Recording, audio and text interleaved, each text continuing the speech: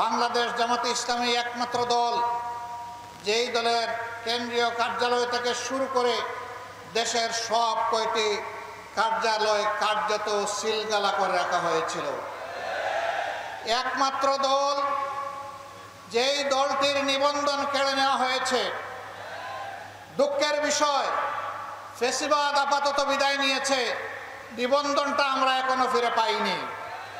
এখন সেই নিবন্ধন ফিরে পাওয়ার জন্য আমাদেরকে আদালতে লড়াই করতে হচ্ছে।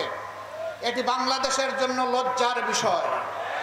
যাদেরকে দেশপ্রেমের কারণে, যাদেরকে অন্যায়ের কাছে, ফ্যাসিবাদের কাছে মাথা নত না করার কারণে যাদের নিবন্ধন কেড়ে নেওয়া হলো, তাদের নিবন্ধনটা পরিবর্তনের সাথে সাথেই তাদের হাতে ফেরত দেওয়া উচিত ছিল।